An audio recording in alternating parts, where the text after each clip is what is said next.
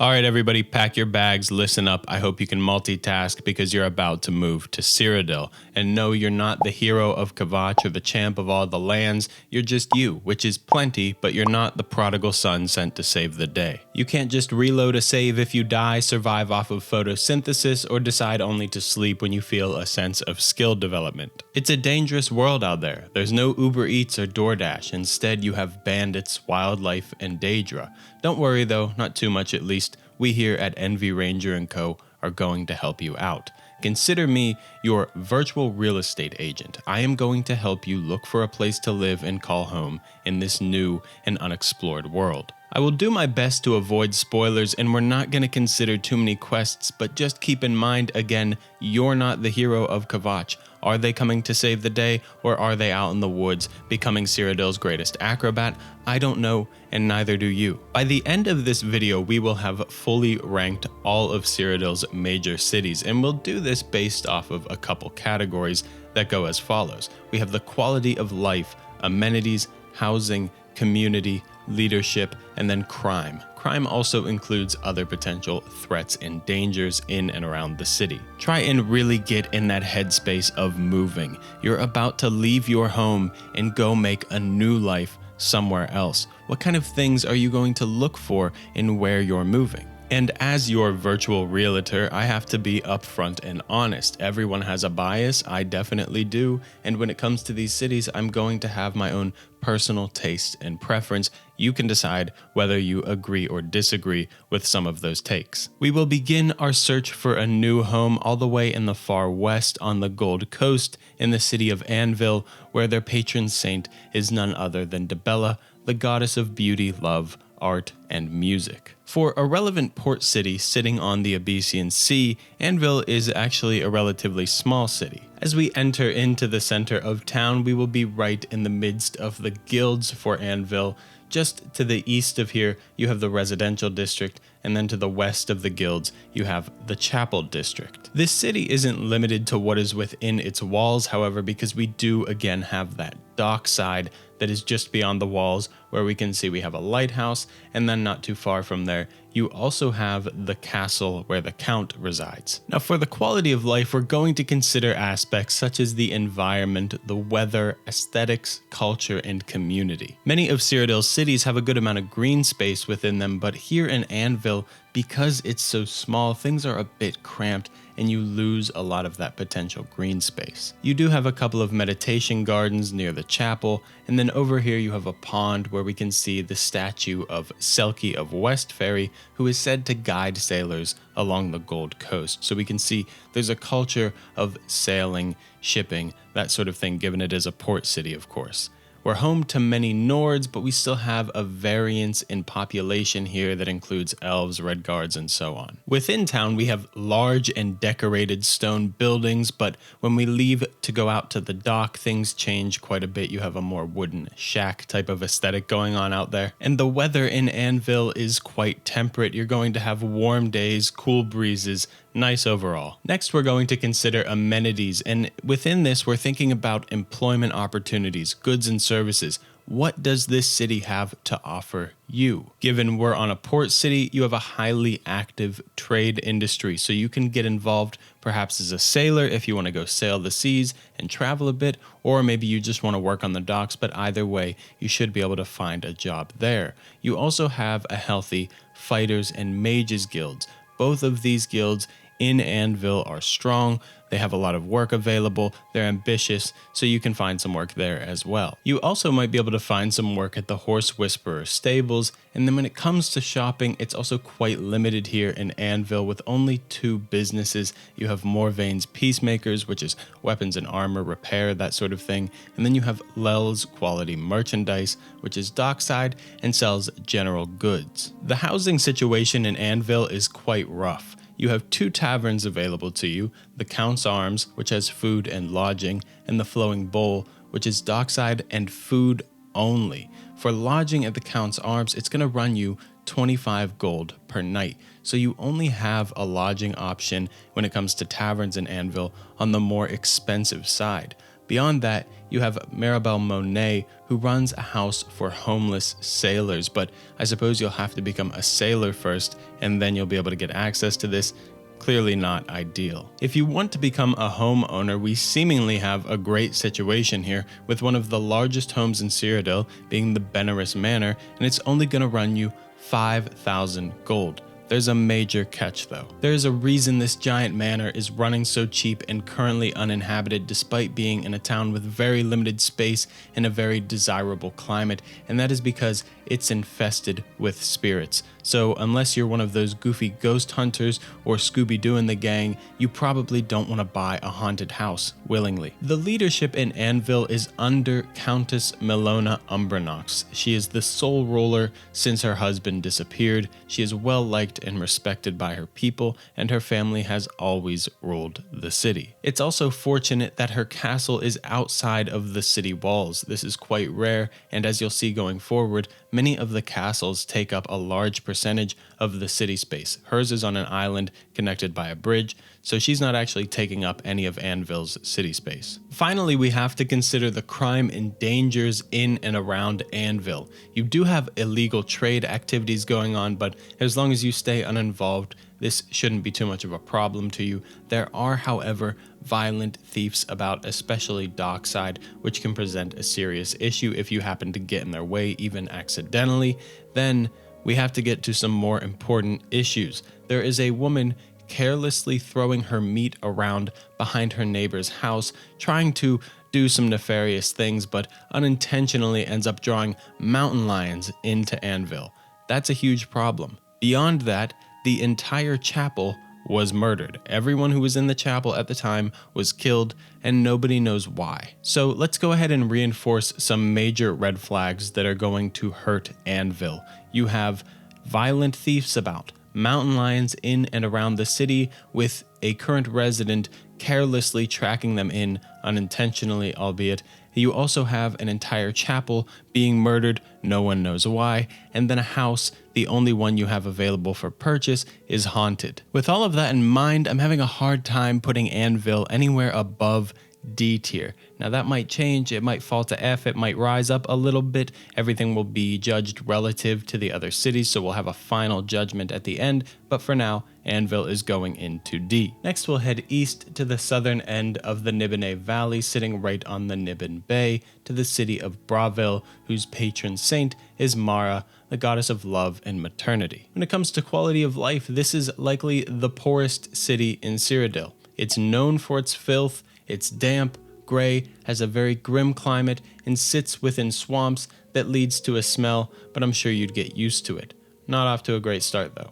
You also have many insects in the area. This is sort of a brewing pot of disease. Buildings are made of wood, which given the damp environment have begun to rot and soften from water damage, and it's also not a very organized city. We don't have these ideal districts collecting everything into a sensible pattern. We can also see here when we look at the city map that an enormous percentage of the city area is dedicated to the castle and its surrounding courtyards, which of course is not for us commoners. You also have the Larcius River that serves as Bravil's sewers, adding to that stench. This place is damp, it's muddy, it's humid, it smells bad. There's not a lot going for it in that regard. The houses are also built on top of one another, so you have these series of wooden shacks, again damaged from the water and the dampness of the area, and you're probably not going to get a whole lot of privacy or quiet if your neighbors are noisy and annoying. Maybe you can kiss the lucky old lady statue in the center of town.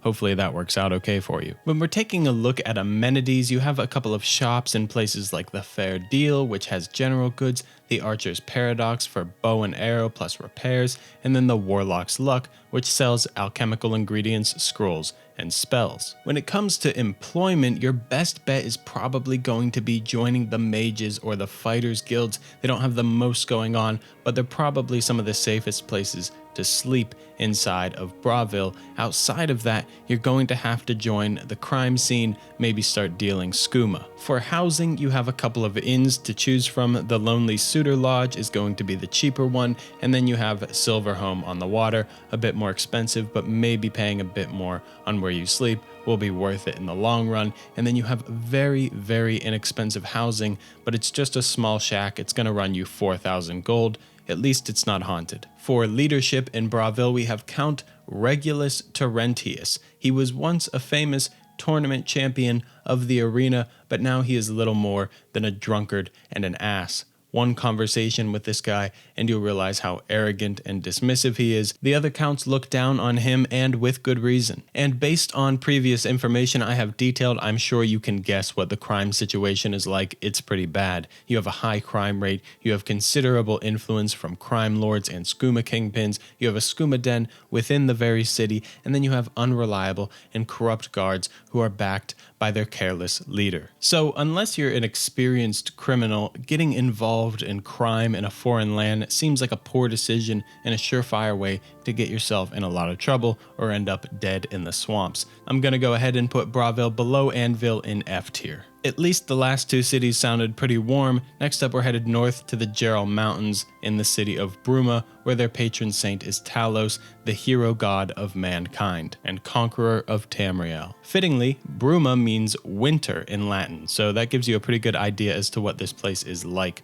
For the quality of life, it is incredibly cold, always covered in snow. You have a high elevation or altitude situation, so you have to be careful. If you're doing too much work, getting a little excited, you might pass out from elevation sickness. It's pretty cramped and small, it's rarely sunny, and you have a large Nord population who follows a more Nordic culture. If you're more familiar with Skyrim, Bravil is kind of like Riften, and Bruma is kind of like Dawnstar if you took it off the coast and put it up in the mountains. You also have pretty minimal diversity when it comes to the architecture in town. Most every building is made of wood from the large timber forest that the town is within up in the Chorrol Mountains. For amenities, once again, we have a pretty limited set of goods and services. You have the Hammer and Axe and the Nord Winds, which are two competing weapon, armor, and repair shops. This ties into that Nordic culture. And then you have Nova Roma, which has general goods, and then the Wild Eye Stables,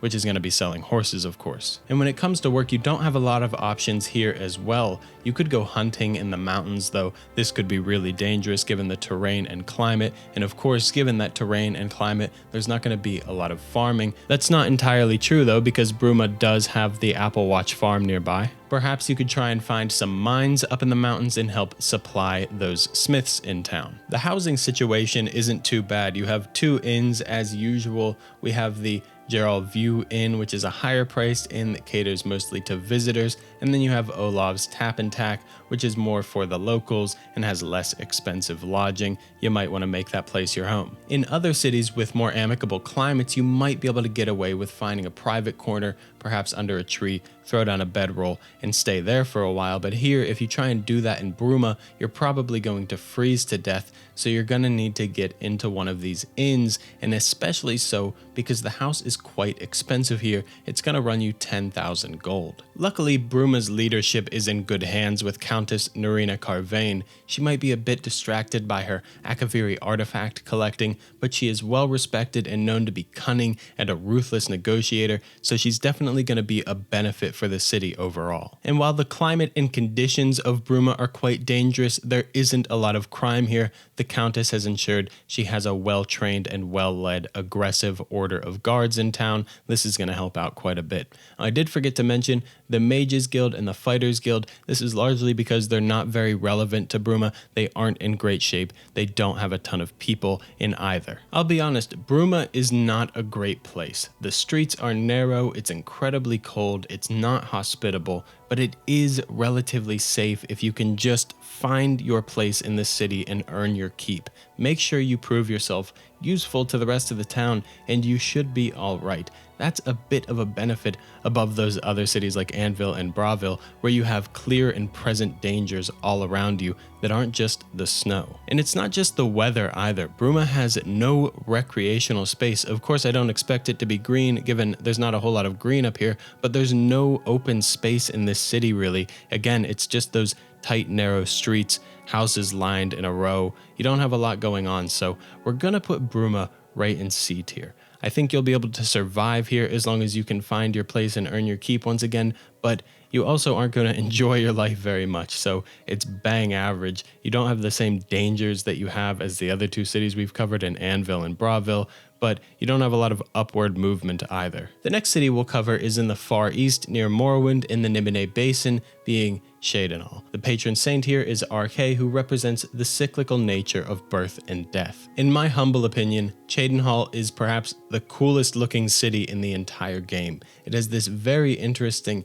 high fantasy-like aesthetic. You have these green open parks with willow trees all about. The Chorrol River runs through the center of town, and you have these interesting looking bridges that run over it, and then you have an island or two in the center of that river. Maybe you could go hang out, have a picnic or something. Very atmospheric, very pleasant here. It's close to Morrowind, so you do have an influence from the Dunmer. It's also near the Velothi and Vallis Mountains. You have Lake Aureus to the north, the Reed River and Lake Popad to the south, so lots of waterways going on around here, not even including the river that runs through the center of town. It's said that even the poorest of residences here are well kept and well maintained. For amenities, you have a bookstore ran by Machna, you have armor and weapons at the March Rider, and a general store in Borba's Goods and Stores. So once again, we don't have a bunch of stores available in town. We do have a decent Mages and Fighters Guild. You have Harlan's Watch Farm outside of town, so perhaps you can get some work there,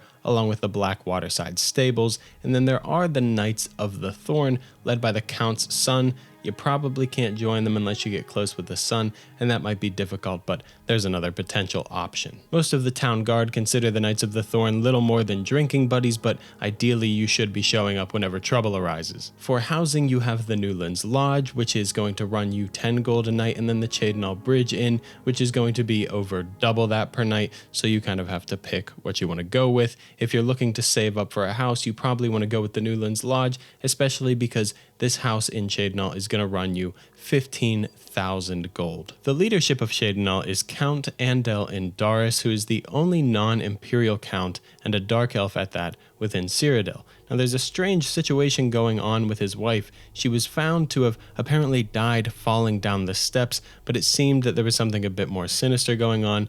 I suggest you just stay out of that. Beyond whatever happened there, he seems like an alright guy, he's fair, he's open to a conversation with a commoner, so things could be a lot worse. When it comes to crime, Cheydinhal is home to Cyrodiil's branch of the Dark Brotherhood. Now, as long as you don't have a hit placed on you, this shouldn't be a huge deal. It is also known that the captain of the guard is corrupt. His name is Ulrich Leland. I would just stay out of his way and out of his business. Like I said, I like Cheydinhal. I like the look of it, I like the vibe, but the problem is there's not a lot of industry here. I just have to be honest. For some reason, it just makes me think of France as somebody who's never been to France. I imagine they take like a 2-hour lunch break, they have nap time, people are pretty relaxed, so it's going to be hard to earn that money you need to buy that 15,000 gold home. With all this being considered, I'm going to go ahead and put Cheydinhal in B tier. Perhaps if you're hardworking enough, you can carve out your own section of industry in town, forge your own way, maybe start a new business given there's not a lot of businesses there, but there's also not a ton of crime, a ton of dangers, and the elements are quite amicable. In the northwest of Cyrodiil in the Great Forest, we have the city of Chorrol. The patron saint of Chorrol is none other than Stendarr, the god of righteous might and merciful forbearance. Whatever that means. It sort of means Stendarr is all about proper leadership, following rules, and fitting into society in a way that means you're not going to harm other people. Stendarr says, "Be kind and generous to the people of Tamriel, protect the weak, heal the sick, and give to the needy." Hopefully that gives you an idea of what he's all about. The quality of life in Chorrol seems quite decent. It's near the border of Hammerfell, and despite being quite far north, it doesn't seem to be the same winter wonderland that Bruma is. You have the Saint of Sancre Tor, which is a statue to commemorate those who fell in battle at that fort, which is just north of this city. Chorrol has a large set of open green spaces. It's within a dense forest. I don't hate what's going on here, but to be completely honest, it's a bit bland. To make my point, let's briefly think about Skyrim. The way Skyrim gives each of its cities an identity is by putting them within a unique biome and giving them unique architecture. And I'm not saying this is entirely untrue of Cyrodiil, but here in Chorrol, this city just doesn't really have its own identity. It's not incredibly unique. It's one of those cities that I just can't really pin down what exactly it's going for. It's a city, it's in the woods, so that's a bit of a detracting factor, but it's not a major blow. For amenities, once again, we have a small selection of shops. You have Northern Goods and Trades for general goods, Fire and Steel, which is your town smith, and then Renoit's Books or Renoy's Books, which is a bookstore, of course. Then we have the North County Stables just outside the southern gate. We have Wayne Priory, which is just south of the city. There may be a few sheep to herd there. And then you have, of course, the Mages and Fighters Guilds. They're busy and active in town. I also noticed, given we're in the Great Forest, there is a ton of hunting opportunity here. This could be a bit dangerous, but it's definitely a line of work you could take on. And there is a crumbling mine just outside of town. Not the most reassuring name, but you might want to give it a go. For the housing in Chorrol, we have a pretty unique situation because both of the inns cost the same and they're both on the cheaper end at 10 gold per night. So you have pretty cheap options for lodging. If you want to become a homeowner in Chorrol, you're going to be looking at Arbor Watch, which is going to run you 20,000 gold. This is starting to get to that more expensive end of housing in Cyrodiil. The Count of Chorrol is the widow Ariana Volga who mourns the loss of her husband who died in battle. She also happens to be the mother of the Countess of Leyawiin, Alessia Caro. Perhaps it's a benefit to the town to have a strong connection to another person in power, but she's not a particularly great count or a particularly terrible one. She's just sort of average in the middle. Now, there's not an apparent amount of crime or dangers within Chorrol. Obviously, it's in the Great Forest, so there's a lot of wildlife around you. It would definitely be dangerous to wander off there. And I did omit the Cyrodiil farm, which could be a potential source of work, but it's under attack from goblins. So unless you're able to fend off those goblins, this could become a danger. If you are able to get rid of them or the town is able to fend them off and clear that out, this is one of the largest farms in the entirety of Cyrodiil. This is a tough one, but I think I'm going to go ahead and look past my biases towards Cheydinhal and put Chorrol above it in B tier. The housing cost is up a tier here if you're looking to become a homeowner, but I think there's a little bit more opportunity here to actually make that money, be it working on the large farm that's nearby or hunting in the woods, picking alchemical ingredients, working for one of the guilds, working at the Wayne Priory, the stables, the couple of businesses in town, and there's still opportunity for growth in terms of those businesses. So I just think there's a bit more opportunity in Chorrol to offset that slightly more expensive housing. Next up, we have the big one, the Imperial City, also known as Cyrodiil City,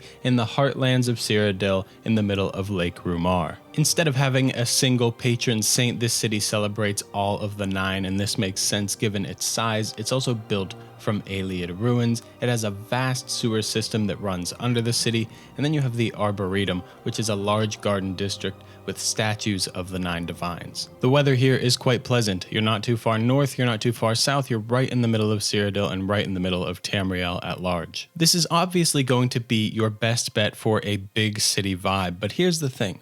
I don't like the Imperial City.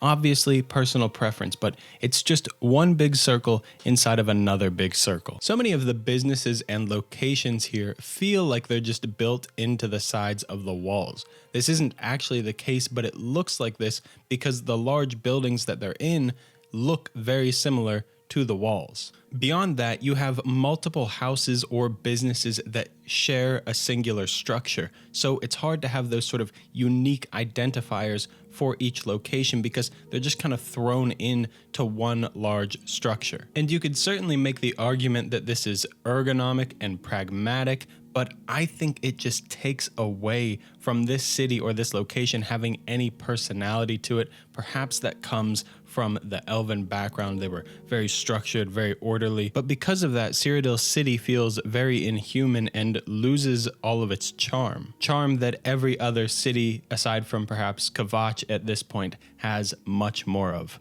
if you go to the arena, which we'll get to later, it's so enormous, it doesn't even really make sense being inside of the Imperial City. Here you can see there are sidewalks to walk on, and they don't actually wrap around. You'd have to walk off into the grass, which is just kind of strange. Something about its circular nature feels odd and unnatural, and it's overly crowded, and I'm not talking about people being there. I mean the buildings, the structures. It's just tall and towering with not a lot of space in between, so I'm just not a fan. When discussing amenities though, I have to put that bias aside because you have so much here, so much in terms of employment opportunities and goods and services. We have a major port in the waterfront district, which is an economic center, but also potentially dangerous due to criminal activity. We'll get there later, obviously. Again, largest city by far with the most businesses in it by far. I'll spare you of listing every business, but there's just about everything you could possibly need. You also have the Society of Concerned Merchants, which help regulate commerce within the city and fair business practices. You also have the Black Horse Courier, which is a newspaper company funded by the Empire, which provides free news all across Cyrodiil.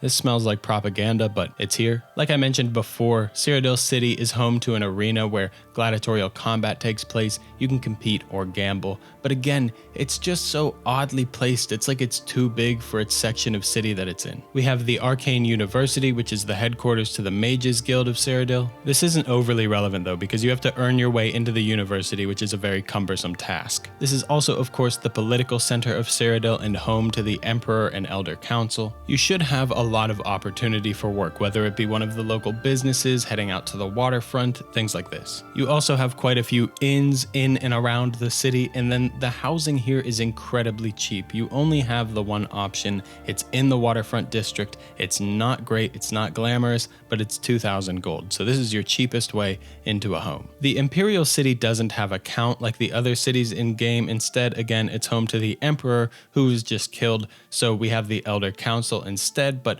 more specifically, the man in charge is going to be High Chancellor Akato. He is a busy guy. He doesn't have time to talk to a commoner like you. He'll dismiss you immediately, but this is pretty fair given his circumstances and all the responsibilities that have just been dropped on his shoulders. Despite this, he largely proves to be a trustworthy and faithful placeholder. He doesn't cling to power. When the time comes, he relieves it and fulfills his duties as expected. When we're looking at crime in the Imperial City, there are some clear issues. It's a large city, tons of people in it, tons of traffic. You're going to have problems, especially given it's the economic center of the country. The Thieves Guild maintains a presence here in the city, and unfortunately for you and your home, it's in the waterfront district. They work together with the beggars and are very difficult to track. Captain Audens Avidius is a corrupt captain of the guard, unfortunately, but on one plus side, we do have the Order of the Virtuous Blood, which is a faction dedicated to killing vampires, which is a threat in Cyrodiil, so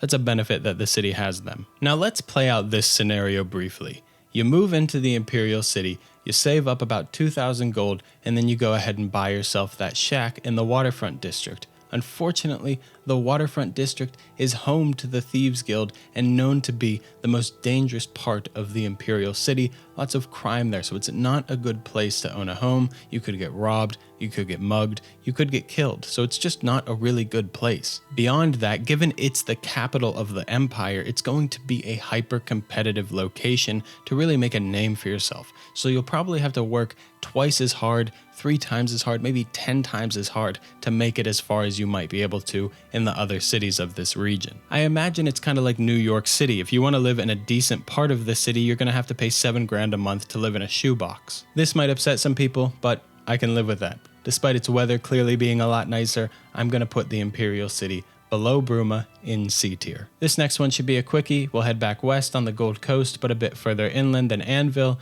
in the city of Kvatch. The patron saint here is Akatosh, but he has abandoned his people. Kvatch has been completely destroyed. This place looks worse than Helgen. And its worst quality isn't even being destroyed. The reality is there is an Oblivion gate in front of its actual main gate and only entrance. This place is a surefire death sentence. The city was on top of a mountain, and it's built in between Anvil and Skingrad, which we'll get to later. It was home to an arena, the only other arena in Cyrodiil outside of the Imperial City, but again, it was destroyed. It was the second largest city behind the Imperial City and above Skingrad, which now takes that second place spot. Although when I look on a map, it looks like Chorrol is pretty big as well, maybe bigger than Skingrad. We do know that after the Oblivion crisis, it does get rebuilt, but we don't actually see this in game, so perhaps there could be some opportunity down the line as the events unfold, but for now, I have to put this one below F tier. It's going to go in O tier for Oblivion. This brings us to our final two cities. We'll start off in Leyawiin, far to the south in Cyrodiil in the Blackwood region, where their patron saint is Zenithar. He is the divine of work, commerce, and trade, which speaks to the strengths of this city. Leyawiin is even further south than Bravil, and it sits in the Blackwood swamps, so you would imagine it's quite similar, but it manages to remain a relatively pleasant town. You have a wide range of peoples here in Leyawiin, given we're very close to Blackmarsh to the east and then elsewhere to the west, and it's vital to the Empire as it aids in connecting the Topal Bay to the Imperial City via the Niben River. Given its usefulness to the Empire and its precarious positioning between two neighboring nations, it is a giant fortress. It is very well defended. And unlike Bravil, it actually uses the swamps and natural area to benefit the town by having many ponds and natural areas spread throughout. Due to weather patterns coming from the Topal Bay, you have a significant amount of rain, which allows for lush growth and grasses here. In just about every way that Bravil fails, Leyawiin uses those to its advantage and leverages its situation. You have structures that are actually built to withstand the elements,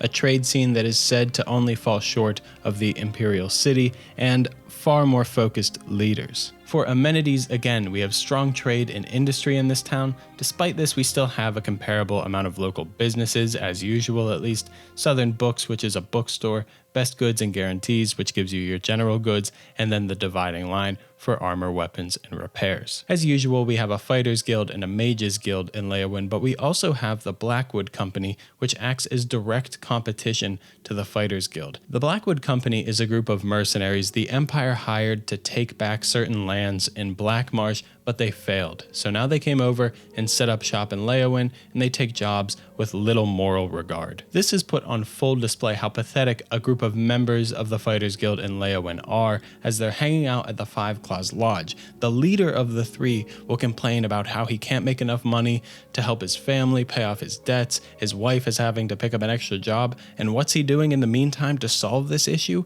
He's buying beer at the local inn, or perhaps stealing it, but regardless, not doing any better for his family. Perhaps their absence will open up a position for you in the Fighters Guild, or you can join the Blackwood Company. If not, I'm sure there's other opportunity for you in Leyawiin. Perhaps you could just become a simple fisherman. For leadership here in Leyawiin, we have Count Marius Caro and Countess Alessia Caro. We have a dual leadership here, a husband and wife. Again, Alessia Caro is the daughter of the Count of Chorrol. Both of these leaders deeply appreciate imperial values. They want the town to also take on these values of being hardworking, chapel-going, and law-abiding citizens. They want to promote the ideas behind Zenithar, keep the trade going. Alessia, or Alicia rather, openly exclaims her distaste for Argonians, so that could become an issue as well given how close they are to Blackmarsh and there being a significant population of Argonians in town. Leyawiin is far from perfect though. You still have a significant amount of skooma going on here, which just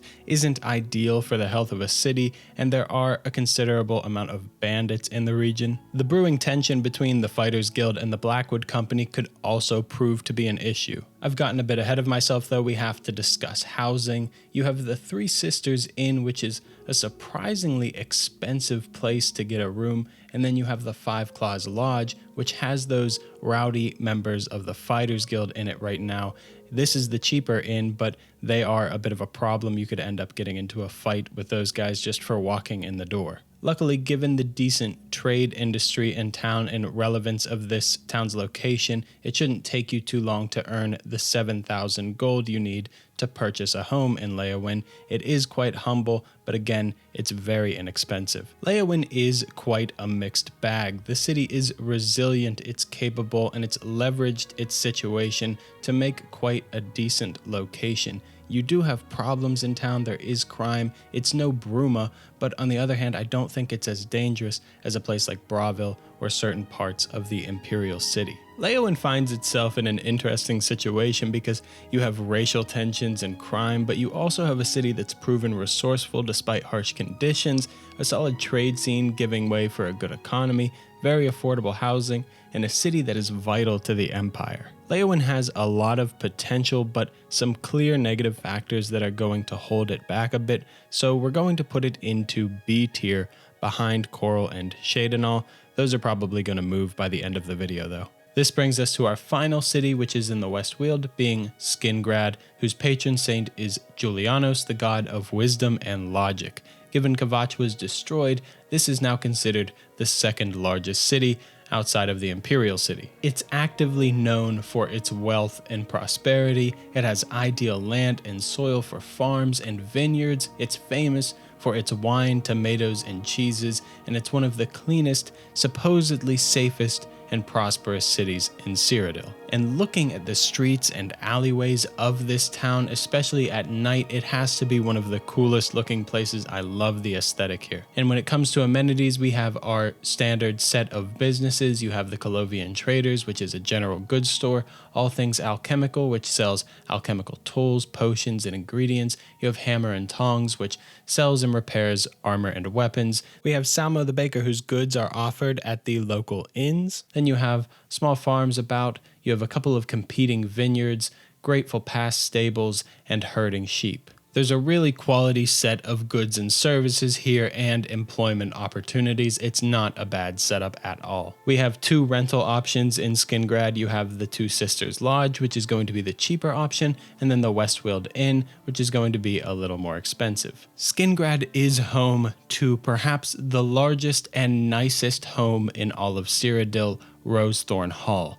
The catch is this is also, of course, going to be the most expensive, running you 25,000 gold just to own the property. The other minor negative, if you can actually afford this home and do go ahead and purchase it, is you will kick out the current inhabitant. He's been missing payments and will be evicted once you buy the home. He's supposedly a former champion of the arena, so this might be a bad idea to make an enemy out of him. It might put a target on your back. You also might not just want that bad juju over your head, so that's really up to you. We have a very interesting situation when it comes to leadership in Skingrad because the Count Janus Hasseldor and his wife have accidentally become afflicted with vampirism. It seems to be the case that they managed to run the city quite well despite this issue, but they have to do so from the background because obviously they can't go out in the sun and it's difficult to be around other people. Their subjects still have respect for them and appreciate how orderly the city is. It also should be noted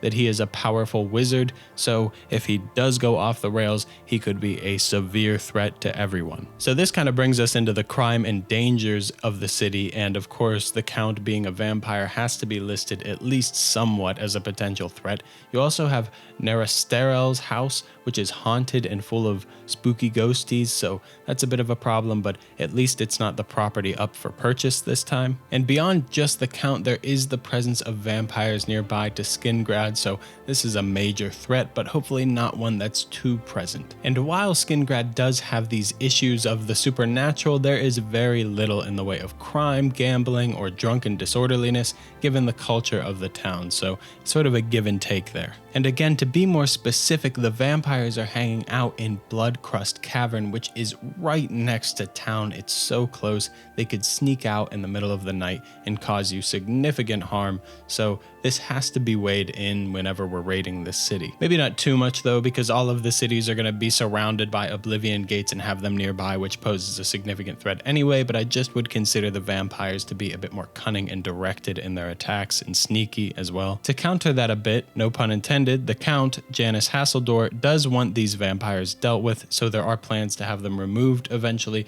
You'll just have to bide your time. Okay, so now that we're done with Skingrad and we've considered all of the cities, I can start to weigh them against one another.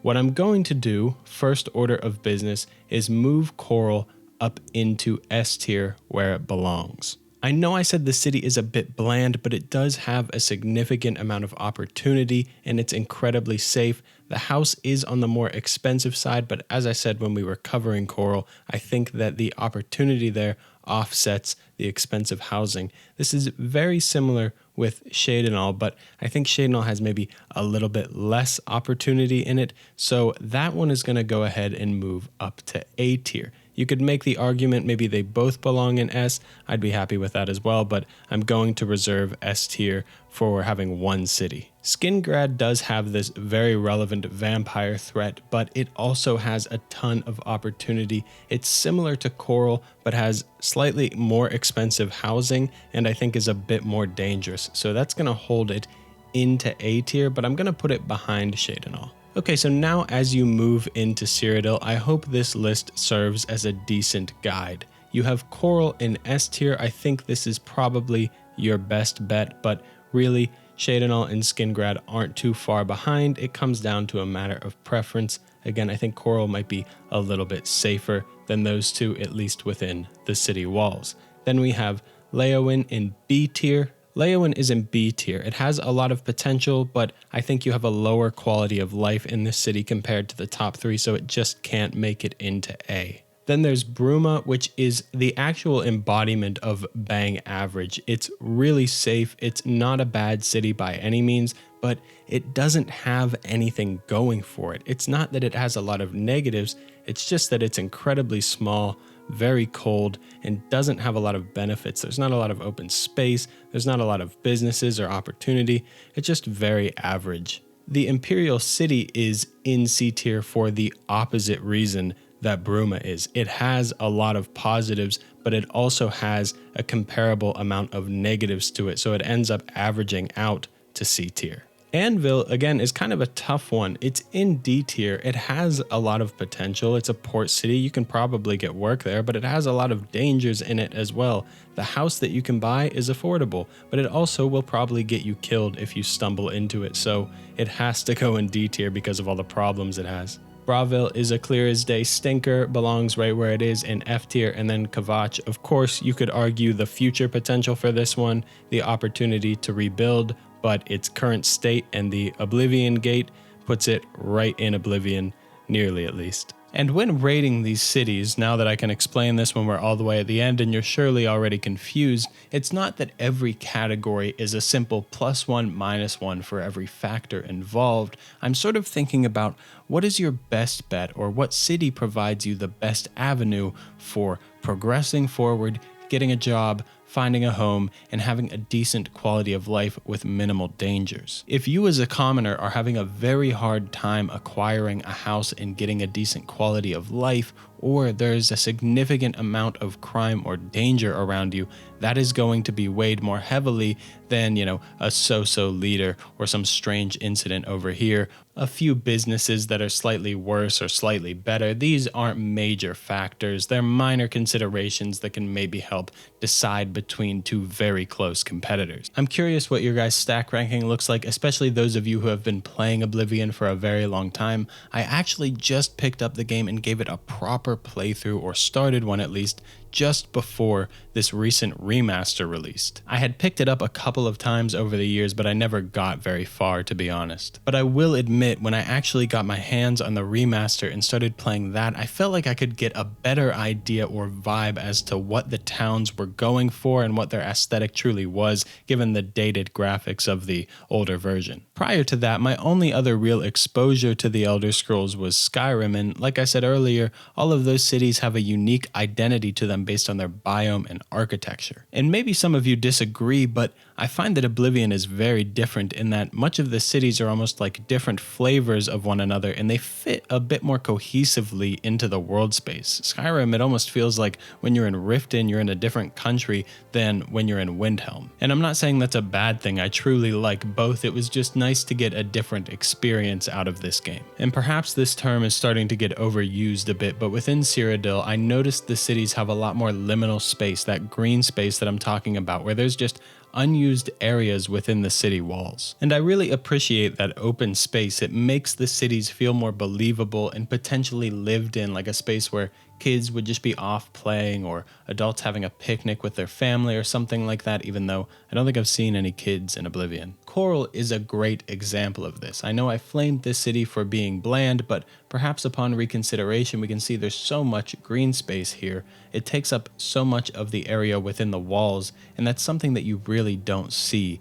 in Skyrim. On the other hand, I do think the cities within Cyrodiil could use a bit more identity or aspects of them that stressed what their industry was, what actually makes them viable as a city. Are they farmers? Are they a mining town, a fishing village? What is actually making these people functional and capable of earning a living and making themselves viable to the Empire? And I think there's a bit of a missed opportunity in the design there, given the Imperial City is this central enormous location and all of the other cities just sort of branch off of it. You could have had a city going, okay, here's our mining town and they provide the ores and resources to the Imperial City. Here's our fishing and trade town. They provide much of the fish and help trade flow into the Imperial City. You kind of have this in Leyawiin, but again, I think there could have been more of a stress and a display of this in the design of the towns and cities. A good example of this is potentially Bruma, which has all of its buildings made from wood that they supposedly collected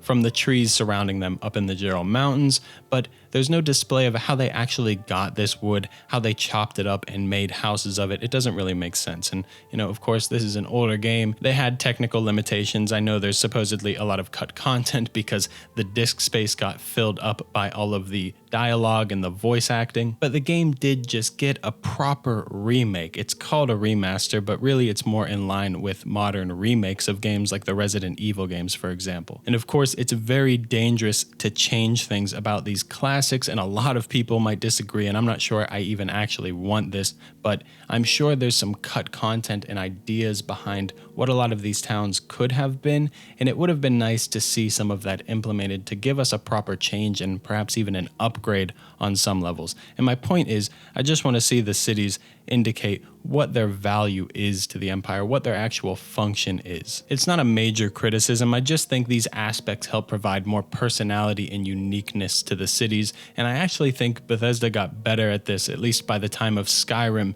because each of those towns are very, very identifiable. You know where you are based on one quick shot, and I'm sure after doing this video and many others of you could do the same with Oblivion, but I think it's a little bit harder. Anyways, I thought I'd just give a quick bit of commentary and thoughts because a lot of these towns are relatively new to me and I just studied them a bunch to do this video. Anyway, gang, that brings us to the end of another contract. I have to get this report back to NV Ranger & Co. If you enjoyed the report, maybe hit some of those buttons down below and check out the rest of the channel for some more content like this. I'll see you in the comments.